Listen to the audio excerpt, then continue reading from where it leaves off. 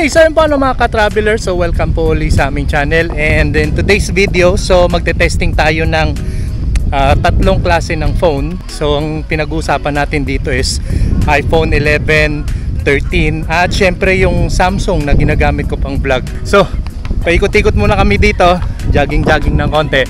And then later on, titest namin yung stability ng tatlong phone na to. Ano po? So tingnan natin kung worth it pa ba ang iPhone 11 ngayon 2023.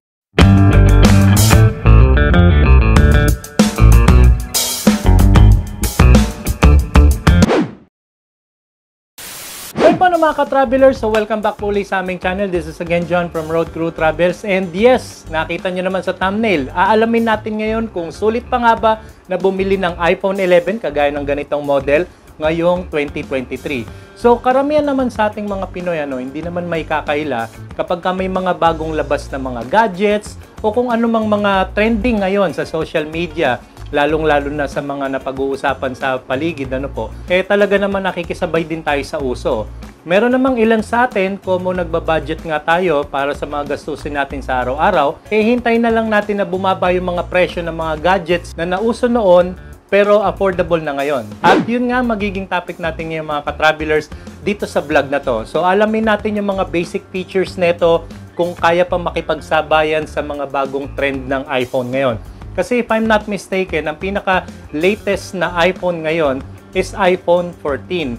Pero marami nang nag-leak sa social media na meron na nga daw lalabas na bagong model ng iPhone, which is the iPhone 15. Now, first and foremost, kaya kami nag-decide ni Mrs. na bumili ng iPhone 11 dahil na rin sa mga features at mga services na binibigay ni Apple. At napansin nga namin na recently, siguro mga few months ago, na maraming mga naglalabasan na iPhone 11 ngayon. Talaga namang mabentang-mabenta siya as compared sa iPhone 12. Correct me if I'm wrong mga ka-travelers, pero kami kasi napansin namin, pumunta kami sa mga iba't ibang lugar, sa mga shopping malls, dito sa Glorieta sa Makati, even sa BGC, yung Mac Store doon, talagang napansin nga namin maraming nire-release na iPhone 11. iPhone 11 na yung masasabi nating model ng Apple devices na pwede pang makipagsabayan up until to the latest iOS na existing ngayon. If I'm not mistaken, lumabas na yung iOS 17, which is the latest operating system ng mga Apple gadgets.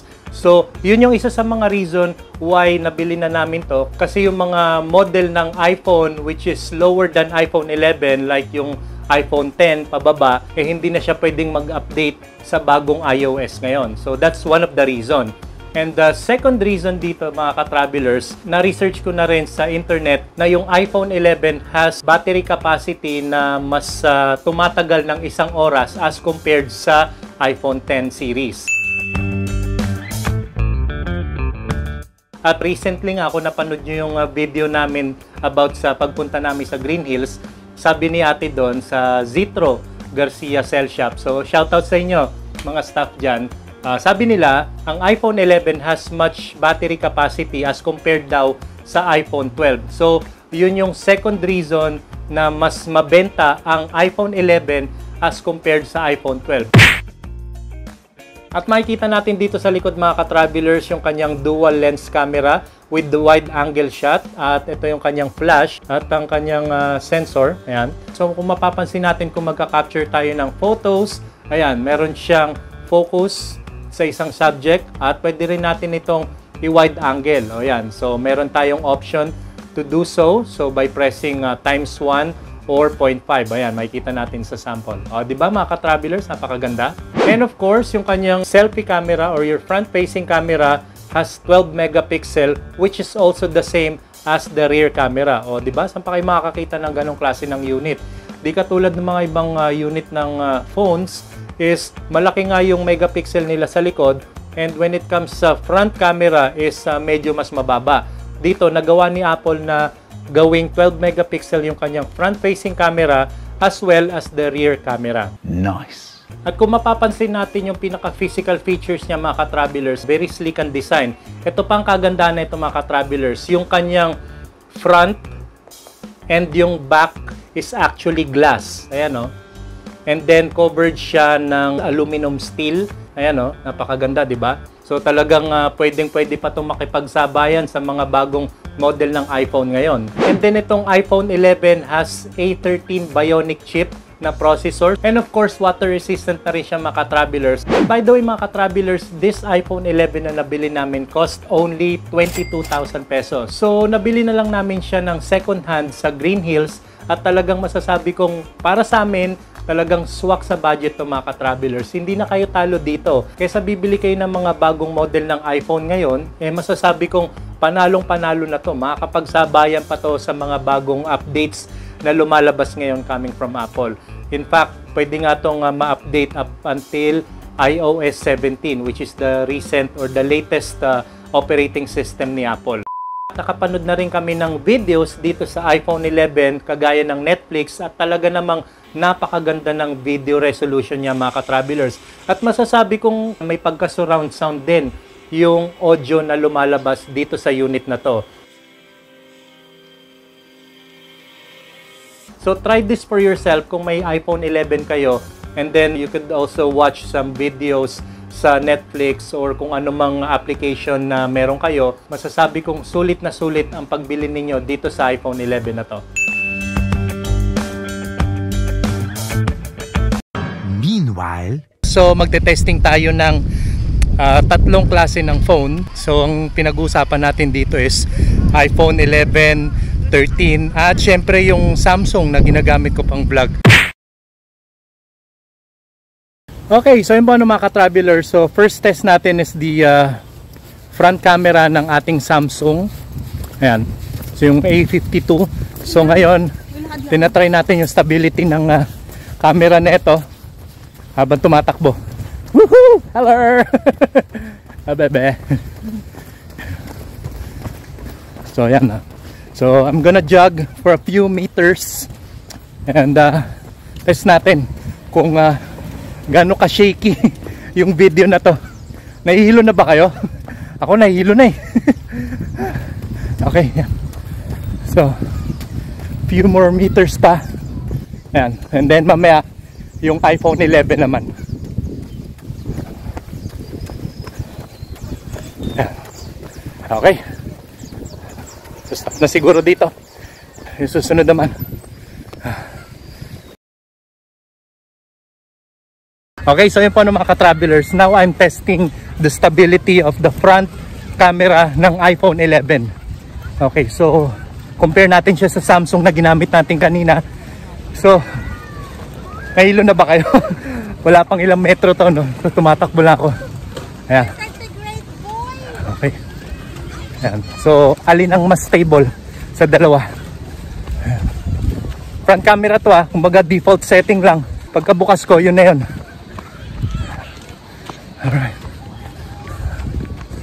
Alright. Yeah. So a few meters pa. Kapagod. Madali rin akong pawisan eh. Konting jogging lang. Pero okay na rin to. Nakaka-burn ng calories. Yan. Okay. So I think few meters enough na yon para matest natin stability ng front camera ng iPhone 11. So di ba sa comment kung mas stable ba siya kaysa sa Samsung A52 na ginamit ko kanina. Okay? Okay, so mga ka-traveler, last test sa iPhone 13 naman tayo, front camera. So check natin yung stability ng camera na to as compared to sa dalawa na nating tinest kanina.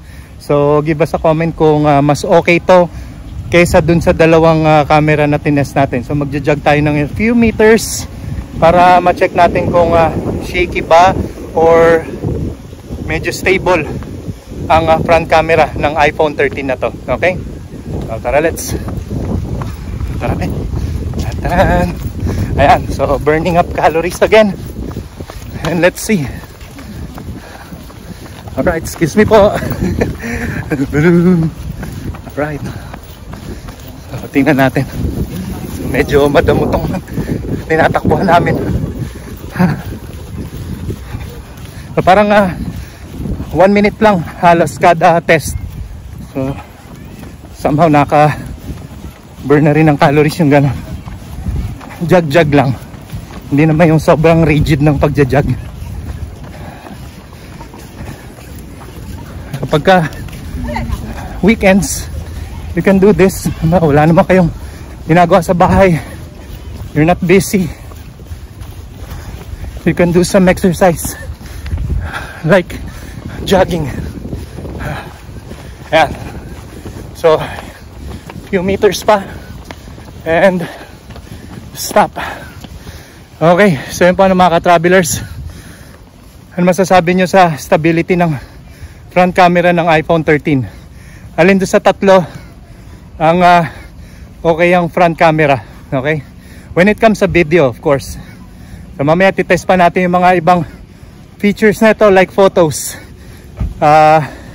tsaka yung rear camera nila. Okay, yan po. Alright, so mga ka-travelers, ito na yung Samsung A52. So titest naman natin yung stability ng kanyang rear camera. So magja-jog ulit tayo. Let's see, 1 minute, few meters, at check natin kung magalaw ba, nakahilo, or sakto lang ang stability ng camera or yung rear camera na itong Samsung A52. Okay, tara, let's.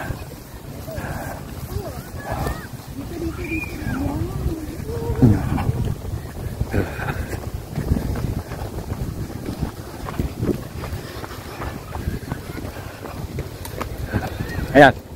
So, ano sa tingin nyo pagkuha ng camera na to? Medyo magalaw ba? Oo. Nakahilo. Few meters pa. And let's see. Alright. Ayan. Whew. Okay, so give us a comment below kung ano ang outcome ng video capture ng rear camera ng Samsung A52. Alright, this time mga ka-travelers, iPhone 11 naman ay tetest natin. So tatakbo tayo ng few meters. Check natin yung rear camera kung stable nga ba or medyo nakakahilo. Ayan.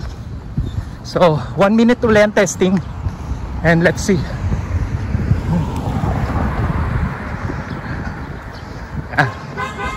Burning calories again. Sarap ng ganitong exercise. Sakto lang ang init ng araw. Bagay palubog na dahil past 5 PM na Sunday afternoon. Ayan. Alright.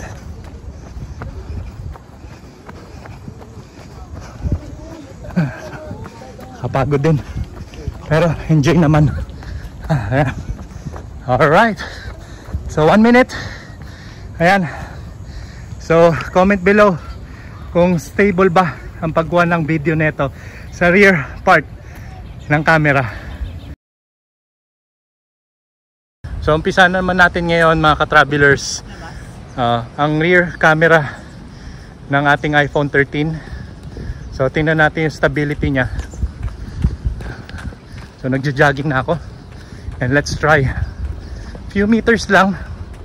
Give us a comment kung stable ba yung pagkuha. Hindi naman kayo nahihilo or something. Yeah.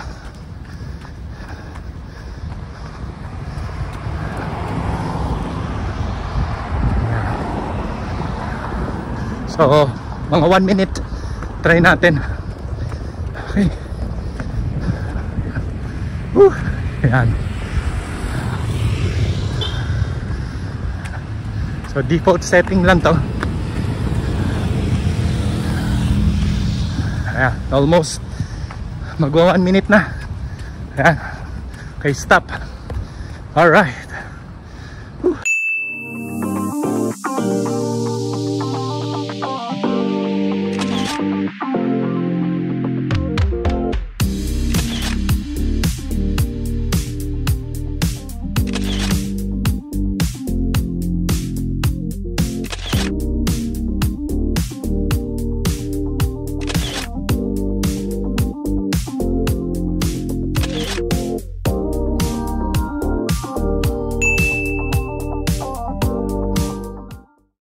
yun po ang tech vlog na nai-present namin sa inyo ngayon. I hope may natutunan kayo. At kung di pa kayo nakasubscribe sa aming channel, don't forget to subscribe Road Crew Travels at i-hit nyo na rin ang notification bell para updated kayo palagi sa aming susunod na vlogs. So till next time mga ka-travelers, maraming salamat at God bless.